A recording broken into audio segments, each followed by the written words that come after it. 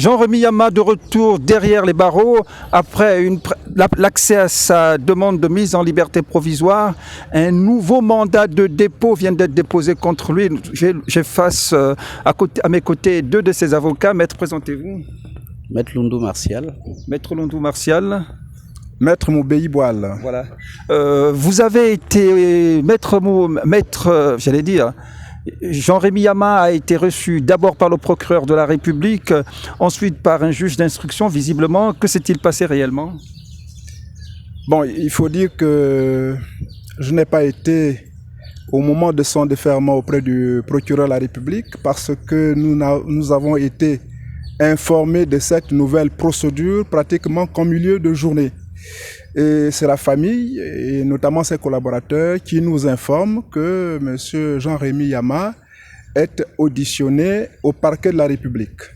Donc, sitôt après, j'ai demandé à la famille et à ses collaborateurs d'attendre à ce qu'ils sortent de là pour que nous soyons suffisamment informés de la suite de ce déferment.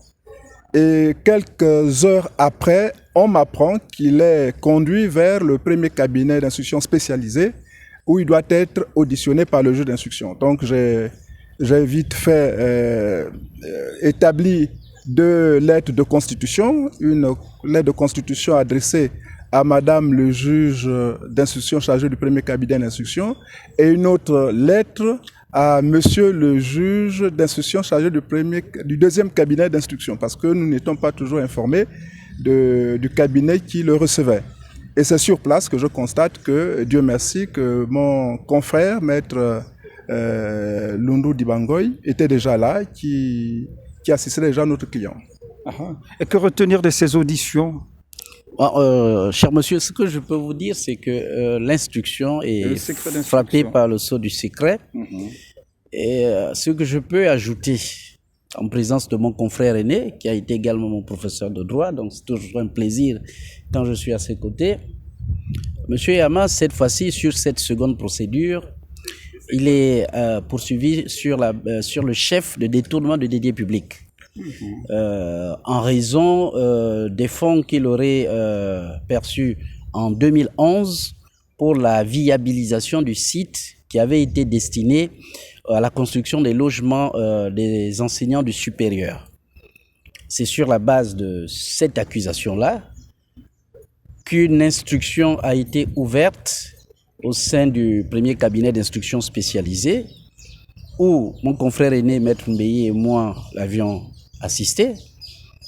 Et nous pourrions rappeler qu'au-delà de tout ce qui peut être dit dans cette procédure, il faut avoir de la réserve pour commencer. Mais ensuite, le plus important, c'est son état de santé. Où nous avons insisté sur le fait que son état de santé impose, exige, nécessite qu'il soit renvoyé devant son médecin pour le récalibrage de son appareil qui lui permette d'oxygéner son cerveau lorsque il souffre actuellement d'apnée du sommeil, qui est une maladie qui n'est pas très courante ici, mais dont les soins sont suivis dans un hôpital spécialisé.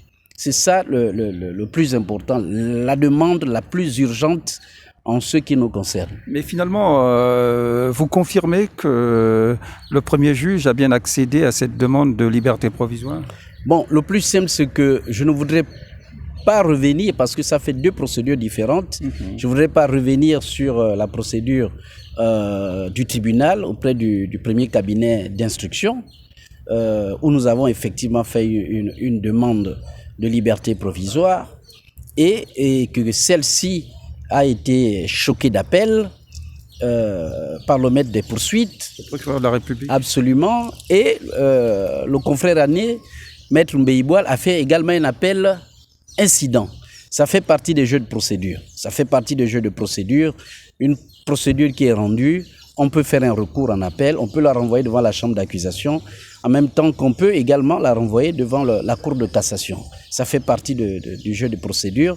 Donc, ce qui nous importe aujourd'hui, d'ailleurs, Maître Mbeye l'a dit, la première procédure importe peu. La plus importante, c'est celle où vous êtes renvoyé devant le juge spécialisé, parce qu'il s'agit d'un crime, le détournement des deniers publics, donc c'est une procédure beaucoup plus importante. Mais ça, c'est pas, pour nous, c'est pas un problème. Nous avons des éléments de réponse qui vont déculpabiliser notre client. Pas culpabiliser, mais déculpabiliser. Vous allez faire la nuance. Selon certaines indiscrétions, dans cette affaire, la Cour de compte aurait déjà rendu un rapport qui ne parlerait pas contre Jean-Rémy Yama. Bon, naturellement, dans cette affaire, nous sommes encore au conditionnel. Nous ne sommes pas suffisamment affirmatifs. Ce que nous savons, c'est que en 2015, je pense qu'il y a eu une procédure qui avait été engagée par le parquet de la République et la Cour des comptes avait été saisie pour mener une enquête préliminaire avec les officiers de police judiciaire du pôle financier de la police judiciaire qui devait essayer d'approfondir les investigations. Mais il se trouve que à cette époque-là et jusqu'à ce jour, cette procédure elle est restée lettre morte, ce qui suppose qu'il n'y avait absolument rien à reprocher à M. Yama. Nous sommes toujours en train de parler de toutes ces affaires-là au conditionnel. Alors, nous ne comprenons pas que quelques années après, cette affaire revienne encore sur la table du ministère public pour dire que M. Yama est convaincu de détournement de deniers publics. Donc nous sommes très curieux d'avoir tous les éléments d'information pour que nous en discutions sérieusement. Et d'ailleurs, j'ai dit à Madame le juge qu'on lui donnait cette information, que dans le cadre de l'information judiciaire qui est ouverte, il lui appartient d'adresser des correspondances puisque nous lui donnons déjà des pistes de recherche, qu'on adresse des correspondances auprès de la Cour des comptes et au niveau du pôle financier, je crois que c'était de la police judiciaire, pour que ces dossiers-là ressortent, pour que l'on compare avec les documents qui sont les documents à charge qui sont aujourd'hui produits devant le juge d'instruction. Résultat des courses, la demande de mise en liberté qui est un peu le cœur de la préoccupation de la famille et de la société civile et d'une bonne partie de la société gabonaise reste freinée des cas de fer. Oui, elle est freinée parce que vous savez que l'appel exercé contre une décision ne suspend pas l'exécution d'une décision. L'ordonnance telle qu'elle a été rendue par Madame le juge donnait la possibilité à M. Yama de pouvoir recouvrer sa liberté. Mais il se trouve que l'appel a été fait par le ministère public. Et les appels du ministère public suspendent l'exécution de la décision. Et c'est pour cela que, au même moment que le ministère public a initié son appel, nous avons également relevé appel incident, notamment sur le fait que dans la décision du juge d'instruction, s'agissant de l'infraction d'abus de confiance, le juge d'instruction ordonne la mise en liberté provisoire de M. Yama, mais l'interdit de sortir du territoire national. Alors que notre demande de mise en liberté provisoire était fondée non seulement sur la fragilité des éléments d'inculpation, sur l'abus de confiance, mais surtout sur l'état de santé de M. Yama. Et donc, cet élément-là, puisque ce dossier sera transmis devant la chambre d'accusation, nous allons plaider cet aspect-là devant la chambre d'accusation. Et ici, on nous a notifié son incarcération, notamment avec un nouveau mandat de dépôt. On va se concerter, notamment avec notre client, avec les autres confrères, pour voir la possibilité de pouvoir interjeter appel de la nouvelle décision prise récemment par Madame le juge d'instruction du cabinet spécialisé. D'accord. À l'aune de tout ce qui précède, maître, est-ce que votre intervention dans tout ce qui est fait pourrait permettre justement à M. Jean-Rémy Yama, même au plan national, de recouvrer sa liberté pour des raisons de santé? Mais c'est avec assurance. Franchement, c'est avec assurance que je vous dis que ces nouvelles poursuites, s'agissant du crime de détournement de deniers publics, n'aboutiront pas. Sincèrement, pourquoi?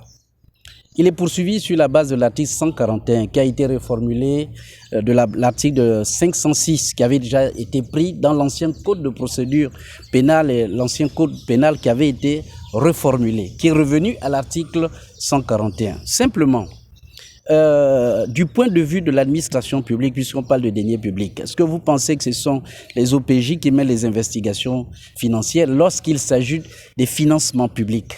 Est-ce que vous pensez qu'en matière de preuves financières, les juridictions de droit commun, même si elles se sont spécialisées, peuvent découvrir ou attester d'une mauvaise gestion d'un ordonnateur de dépenses, alors que la Cour des comptes elle-même n'aurait pas été saisie préalablement.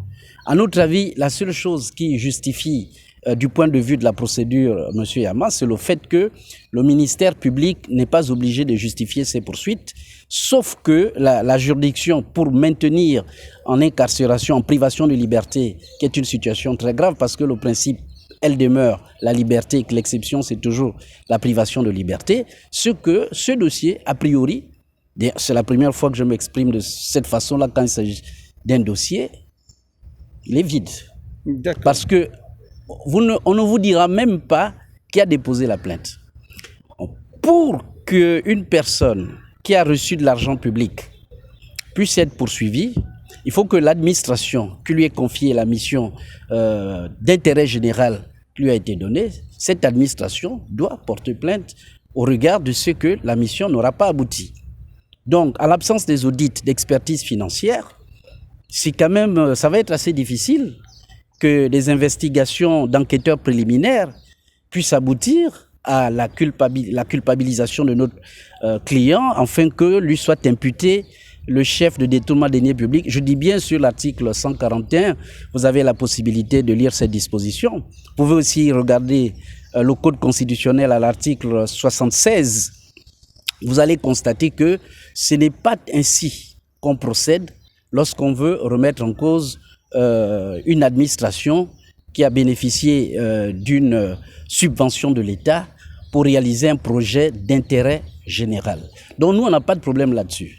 Il n'y a rien de plus facile. Mais le plus important pour nous, c'est la santé.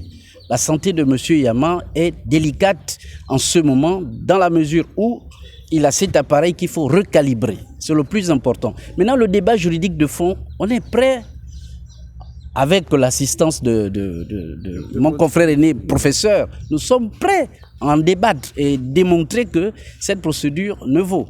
Mais pour l'instant, c'est la santé. On se concentre sur la santé de M.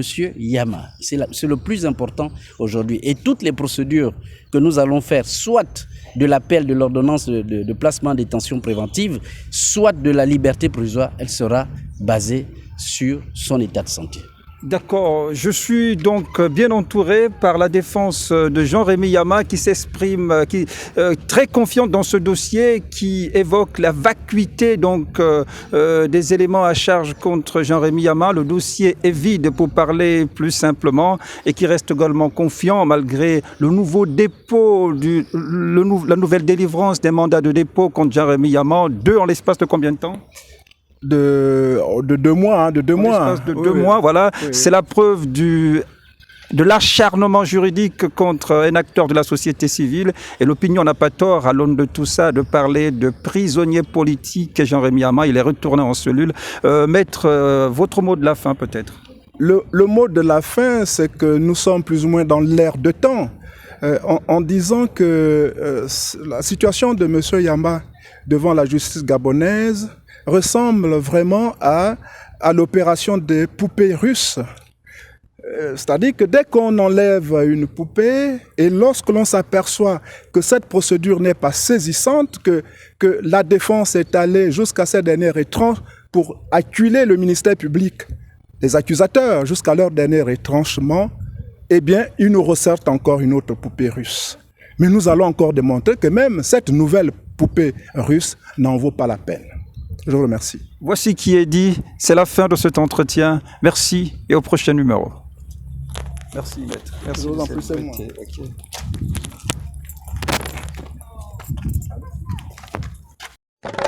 Vous êtes sur Maslek Info.